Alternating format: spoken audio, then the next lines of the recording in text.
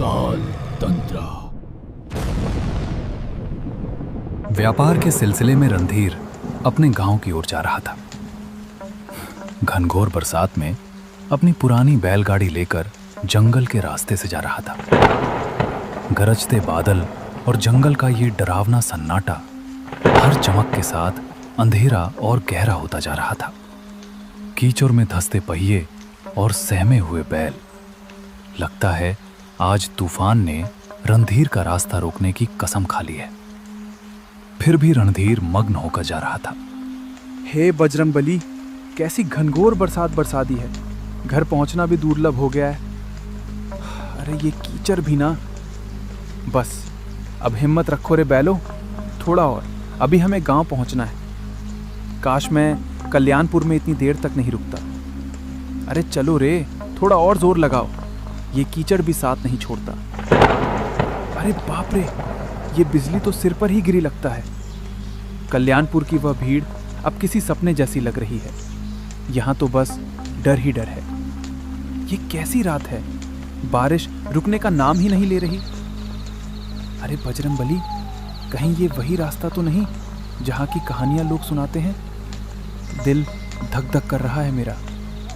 काश अब जल्दी कोई आसरा मिल जाए। बारिश अब और भी तेज होती जा रही थी। बूंदें इतनी वेग से गिर रही थीं कि चेहरे पर पड़ते ही हल्की सी चोट का एहसास होता था। आसमान में बिजली बार बार चमक रही थी और बादलों की गड़गड़ाहट से धरती जैसे कांप उठती थी। चारों ओर सन्नाटा पसरा हुआ था। न कोई इंसान, न कोई आवाज, बस बारिश की लगातार ध्वनि और दूर कहीं से आती जंगली जानवरों की डरावनी आवाजें। रणधीर का दिल जोर जोर से धड़कने लगा। उसने इस रास्ते के बारे में कई डरावनी कहानियां सुनी थी। दिन में ये रास्ता सुरक्षित लगता था, मगर इस तूफानी रात में सब कुछ भयानक रूप ले चुका था। तभी अचानक उसे दूर कहीं से मंदिर की घंटी की आवाज सुनाई दी। अजीब बात यह थी कि वो आवाज बारिश के शोर के बीच भी साफ और गूंजती हुई सुनाई दे रही थी। रणधीर ने ध्यान से सुना। अरे ये आवाज, ये तो मंदिर की घंटी जैसी लग रही है। हाँ बिल्कुल, पर इतनी तेज बारिश में कौन बजा रहा होगा इसे? रणधीर ने बैलों को उस आवाज की दिशा में मोड़ दिया। कुछ दूरी तय करने के बाद उसे घने पेड़ों के बीच एक बहुत ही पुराना हनुमान मंदिर दिखाई दिया। मंदिर पत्थरों से बना था और देखने में काफी जर्जर व प्राचीन लग रहा था। पर अजीब बात यह थी कि उसके भीतर से हल्की सी रोशनी झिलमिला रही थी। रणधीर ने अपनी बैलगाड़ी मंदिर के पास रोकी और उत्सुकता व डर के मिले जुले भाव के साथ जल्दी से मंदिर के अंदर चला गया। मंदिर बाहर से जितना पुराना लग रहा था, अंदर उतना ही स्वच्छ और शांत था। हनुमान जी की मूर्ति के सामने अगरबत्तियां जल रही थीं और चारों ओर सिंदूर और चंदन की हल्की सी खुशबू फैली हुई थी। ऐसा लग रहा था जैसे किसी ने अभी अभी पूजा की हो, मगर वहां कोई दिखाई नहीं दे रहा था। कोई है यहाँ? कृपया बाहर आइए, मैं रास्ता भटक गया हूँ। बारिश बहुत तेज हो रही है, रास्ता कीचड़ में डूब गया है। बैल भी थक गए हैं। अगर थोड़ी देर यहीं रुक जाऊं तो कोई आपत्ति तो नहीं? अजीब है, मंदिर में रोशनी जल रही है, अगरबत्तियां भी सुलगी हैं, फिर कोई दिख क्यों नहीं रहा? कुछ देर बाद मंदिर के पीछे वाले कमरे से एक वृद्ध साधु प्रकट हुए, जिन्होंने गेरुए वस्त्र धारण कर रखे थे। उनकी लंबी सफेद दाढ़ी छाती तक लटक रही थी और माथे पर तिलक का गाढ़ा चिन्ह बना था। उनकी आंखों में गहरी शांति थी, पर चेहरे पर किसी गहरी चिंता की छाया साफ झलक रही थी। कौन हो तुम बेटा?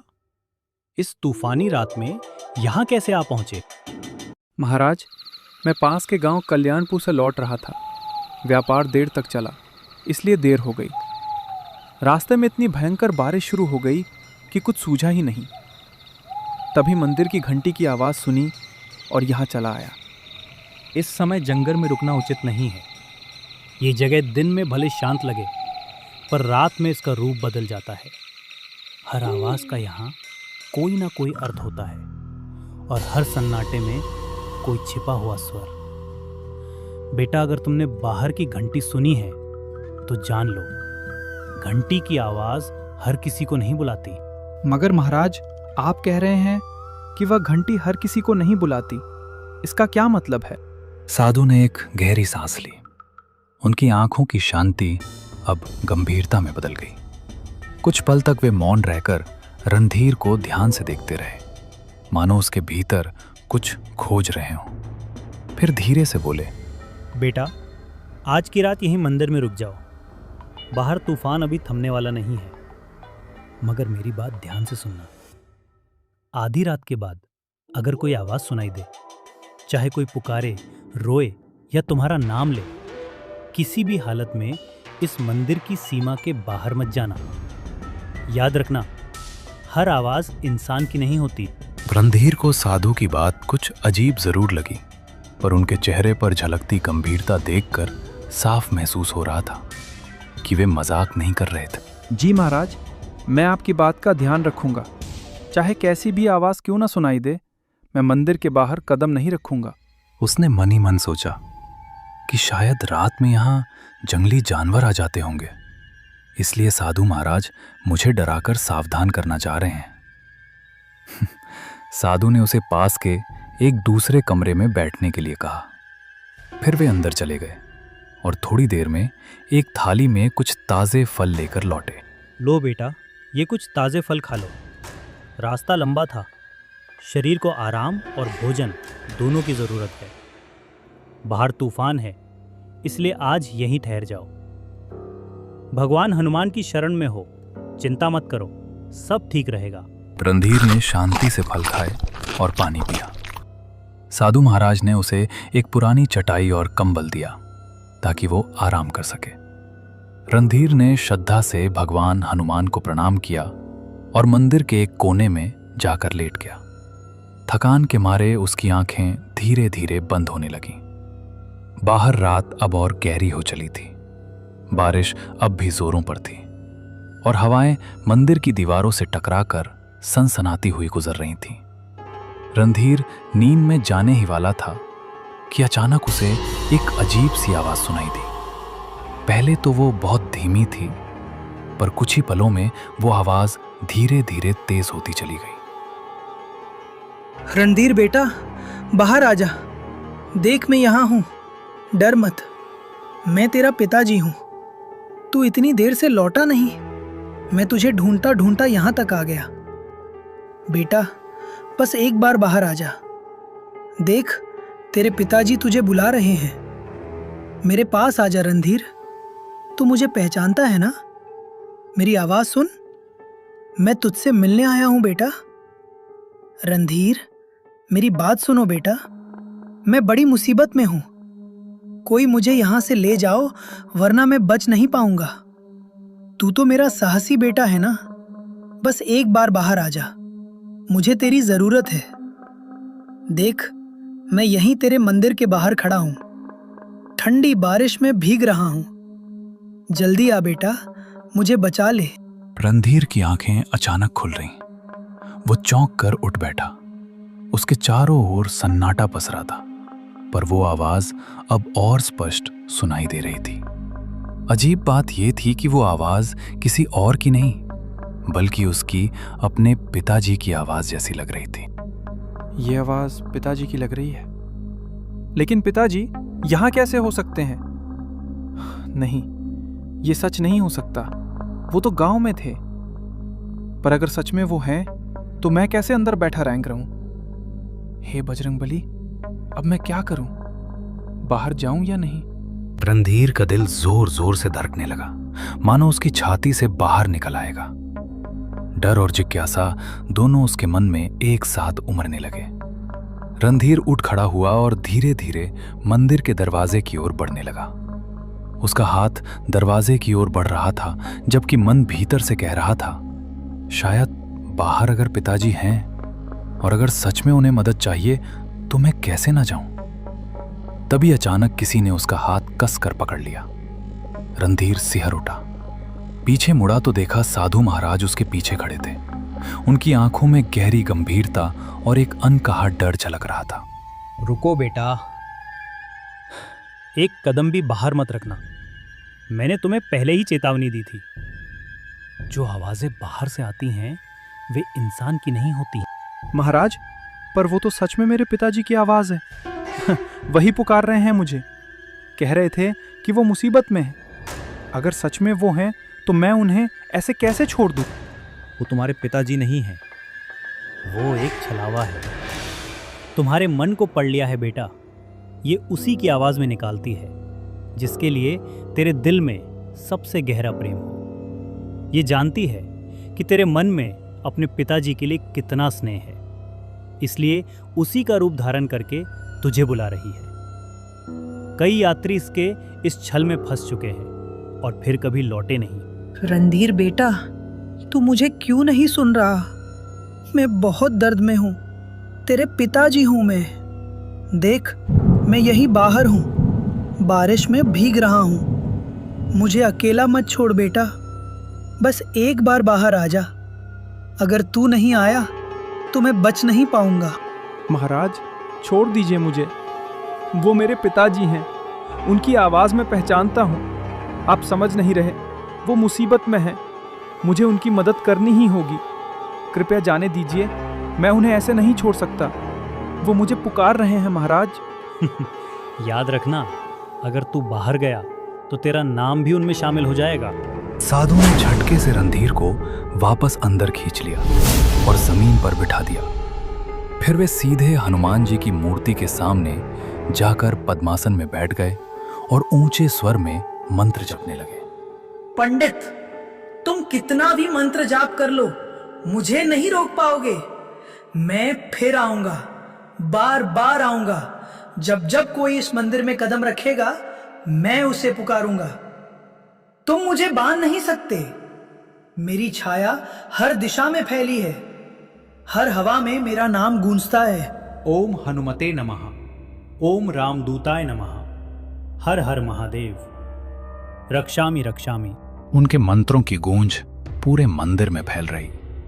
धीरे धीरे बाहर की आवाज पड़ने लगी, मगर पूरी तरह से थमी नहीं। साधु ने मंत्र जाप जारी रखा।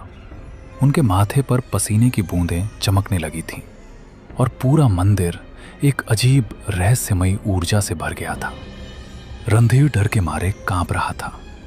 उसका दिल तेजी से धड़क रहा था।